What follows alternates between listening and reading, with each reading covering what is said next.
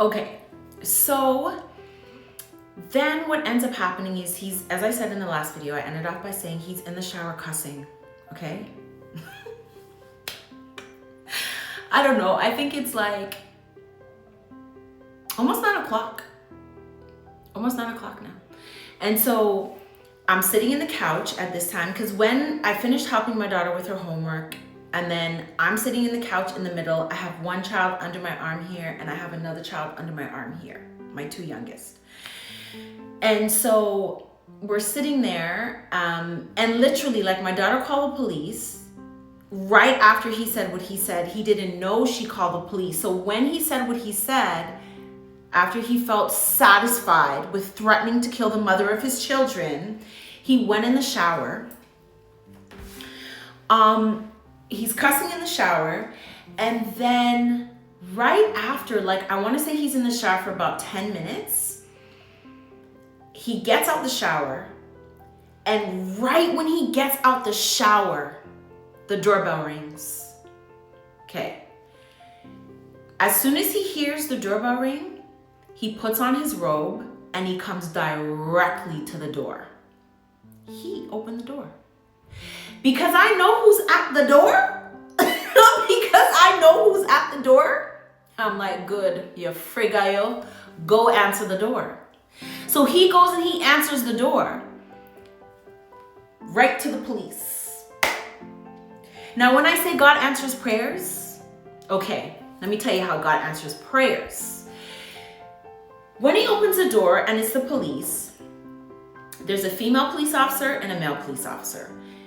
The female police officer comes in and comes directly to me. The male police officer goes to him and tells him to go get his clothes on. He's going down to the station. He looks frightened. Never knew, never thought, because if I recall correctly, it had been a while since I had ever called the police on him. It had been a minute. So he wasn't expecting it. And so he gets his stuff on.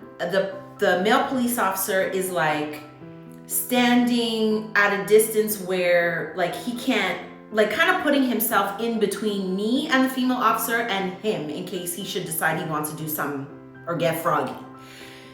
So he's getting dressed. While he's getting dressed, the female police officer, and I do not know her name, but God bless her, pulls me in the kitchen and she says, listen, on the way here, I was looking at the file. He's been called, the police has been called on him multiple times. I'm gonna tell you in this moment now, and I want you to really hear me, do not take him back. She goes, if you take him back, he will kill you. You have to stop. We are gonna remove him from the home, and we're gonna put like a no contact order, and that is gonna protect you. So I want you to stay in the protection, remember who he is, remember this moment, and do not ever take him back. Because if you take him back, it's not gonna be good for you. And I don't know. Listen, I'll be honest with you. Police have been called before. No contact orders have been put before. And this man has called me and I would take him back. And when that lady said that to me in that moment, it was when I realized, you know what? I am going to do what she's telling me to do. I am done with this. I can't keep doing this. I prayed and asked God to remove him, and look at how God has answered my prayers.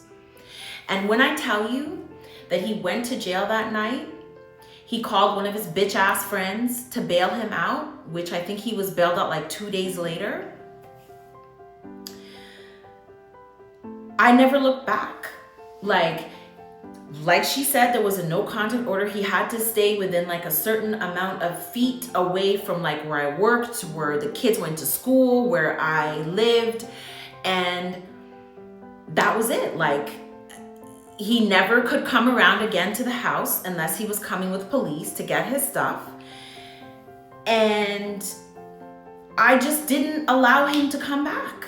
Like, I think it was maybe 2 days or so after, or maybe like a week. I want to say maybe like a week, like 5 to 7 days after he was originally removed from the home and he was bailed out of jail, that him and his bitch ass friend came to the house, and instead of calling the police, like he was told to call the police to come get his stuff, him and his bitch ass friend were sitting, the two baby bitches were sitting in the car right up the street from my house. And it was crazy because I went to the mailbox.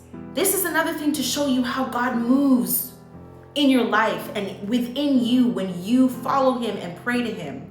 I was randomly going to the mailbox that morning just to take the mail out the mailbox. And when I looked down the street, I seen this car just sitting there with two people in it. And when I looked deeper, it was him and his friend. I immediately called the police. The police came. He got in trouble because they were like, you weren't supposed to do it this way. If you wanted your stuff, you were supposed to reach out to us. So I know in that moment, the reason why he did that was because he thought I was going to take him back. And he thought that if he just came to the house and said 2 words to me and been nice, I would have been back on the cycle of abuse, in this cycle of abuse.